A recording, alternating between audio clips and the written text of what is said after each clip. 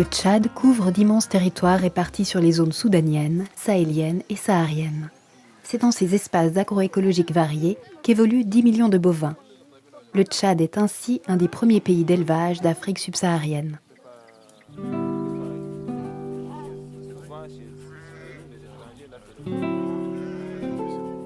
Seconde mamelle du pays, l'élevage est, après le pétrole, une source de revenus considérable. Cette richesse fait vivre directement ou indirectement des centaines de milliers de personnes tout au long de la filière. Alors l'élevage représente la deuxième source d'exportation de ce pays, qui participe à peu près 18% du PIB et qui fait vivre 40% de la population tchadienne. C'est quand même important, la deuxième source de revenus d'exportation du pays.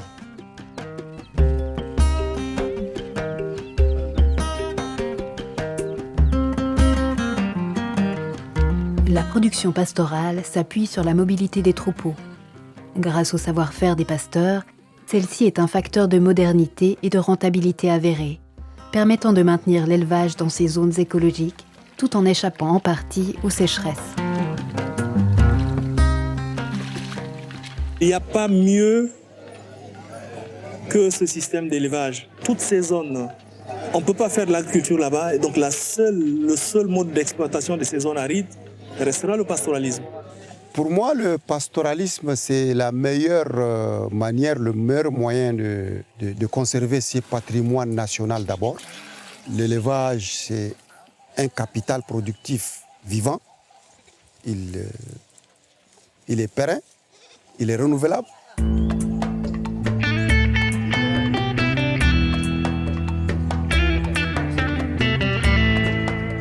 Les éleveurs, depuis toujours, les éleveurs sont organisés à leur mode. Je parle des éleveurs traditionnels. Parce que chacun a son rôle dans la société, dans la mobilité. Des études scientifiques ont démontré que dans le contexte sahélien, cette mobilité apporte une production nettement supérieure à celle des élevages sédentaires. Elle fait preuve de plus de productivité par animal et à l'hectare. Dans les pays sahéliens comme le nôtre, dans le contexte des changements climatiques, les incertitudes sont aujourd'hui la mode, comme on dit là. Et là, les meilleurs qui puissent gérer ces incertitudes-là, ce sont ces pasteurs.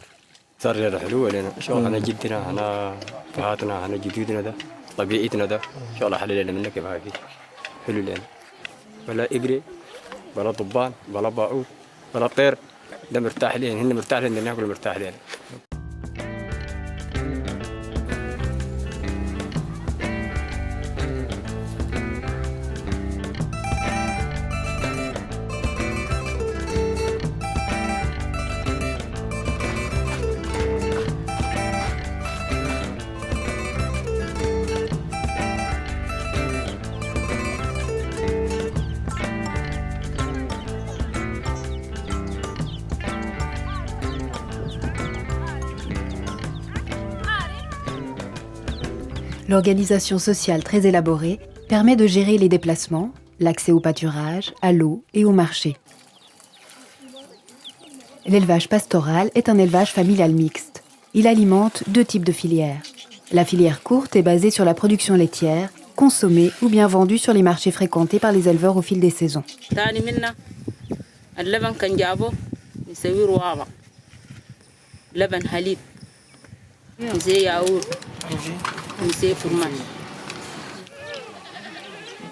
Le travail des éleveurs transhumants aboutit également à la production d'animaux de grande qualité, recherchés par les commerçants de bétail pour la filière longue de la viande.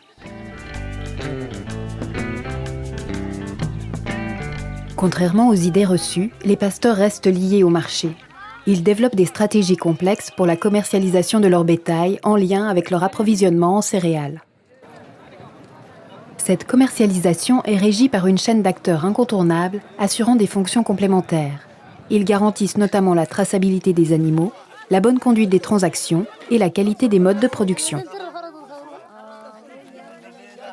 Les Khalifas représentent chacun leur communauté sur les marchés à bétail et auprès de l'administration.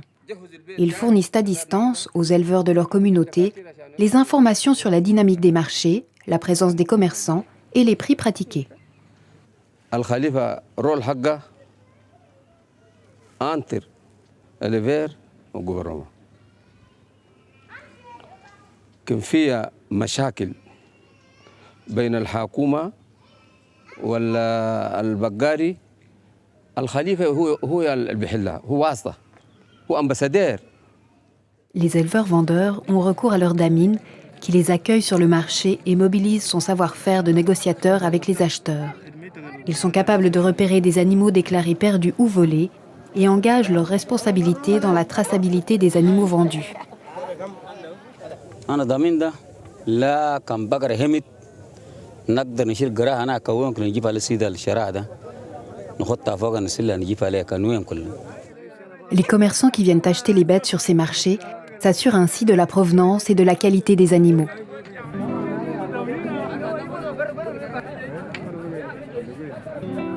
Le rythme d'activité des marchés est saisonnier. Il est souvent dicté par la présence des transhumants à proximité. Différents métiers bénéficient de ce commerce. Porteurs d'eau, restauratrices, vendeurs de bâtons ou de chapeaux, chargeurs de téléphones mobiles.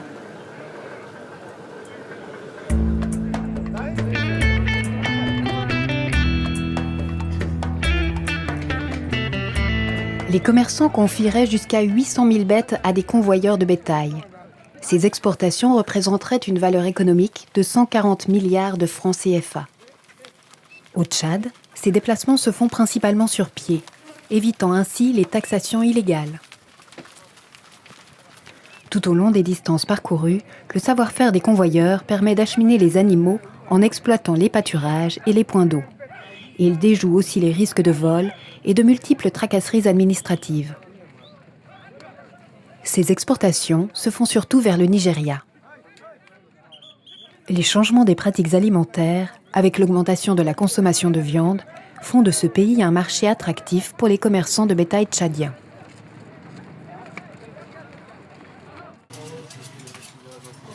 D'autres commerçants destinent leurs bêtes aux abattoirs.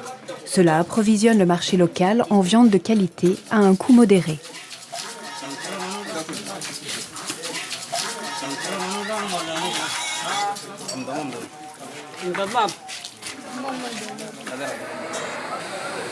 En parallèle, des activités de transformation participent à cette filière.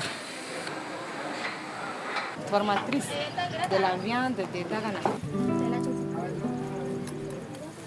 يودوا فوق كي مرقمين باتوار ويشيلوا كي ويودوا في نيجيريا من نيجيريا كله يودوا قدام وده بس في نيجيريا كله موادين قاعد يدور يسووا مراكب وارين يمشي يودوا الوارين في اللي ياكلوا كله فيه اللي يسووا خدمة حقه كله فيه.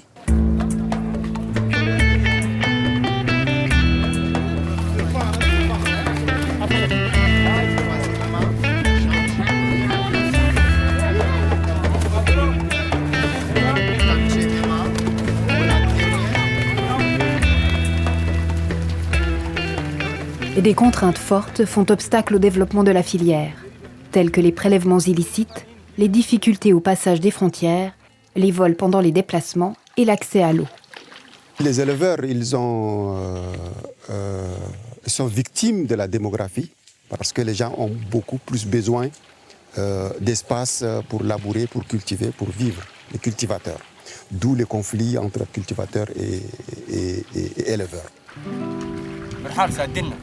كان نأدي فوق ما عرفنا كامل كان مشينا شكورة كان الحكومة تقول انتوا البقر بس بروح عن فوق الحرب التنتكفى وحكم.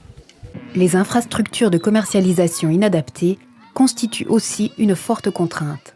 Nous recensons les infrastructures pastorales. Tout ce qui est infrastructure pastorale, le type d'élevage, les parcs de vaccination, les forages, les couloirs de transhumance. Le PAFIB a tenté d'accompagner les organisations de la filière pour faire face à ces différentes contraintes. Ces appuis ont porté sur la formation, les concertations entre acteurs, les voyages d'échange. Le projet d'appui à la filière bovine, donc PAFIB, c'est un projet même du ministère qui donc devait nous amener à faire porter un certain nombre de responsabilités aux acteurs eux-mêmes. Et d'où l'idée, effectivement, d'accompagner la structuration autour des problèmes qui vont se poser pour chaque activité. Ils ont formé et sensibilisé les éleveurs en droit, pour connaître leurs droits et leurs devoirs. Mais aussi, ils ont renforcé la structuration des éleveurs, surtout ça. Ça a permis vraiment de jeter une dynamique de structuration. Bon, les gens, après, ils se trouvent, c'est plus les cloisonnements par famille professionnelle, mais c'est vraiment c'est les acteurs de la filière, quoi. Il faut le dire en un seul mot, qui se retrouvent et qui échangent. En plus de ces acquis en matière de structuration et de capacité des acteurs à défendre les droits de la filière, le PAFIB a réalisé des infrastructures. Des points d'eau ont été construits, élément essentiel pour les déplacements des troupeaux. وصلونا مرحلة هنا العلمي بهيمة يمكن في حياتها ده كان أنت اشتريت أنينا نقوله 20% ده بنقص من البواه هنا اليوم PAFIB قدر لنا ضروب هنا الكونفياج ده وصلونا علمي كه تقريبا 400 وحاجة كيلو وصلونا. Le projet a construit des abattoirs aux normes et des marchés au bétail.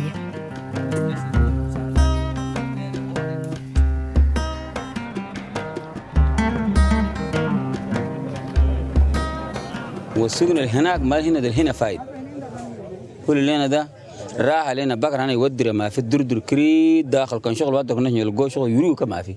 Avant ces concours on sort mais maintenant il y a des murs, il y a de l'eau et il y a des hangars aussi pour rester les vendeurs et les acheteurs aussi.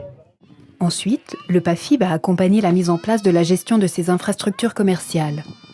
Le projet vise ainsi à responsabiliser plus directement les organisations d'éleveurs et de commerçants de bétail.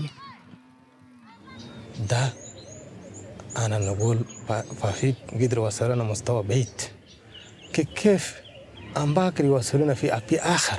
Parce que tout ce qu'on a construit, c'est vrai, on a construit, mais il demeure encore fragile.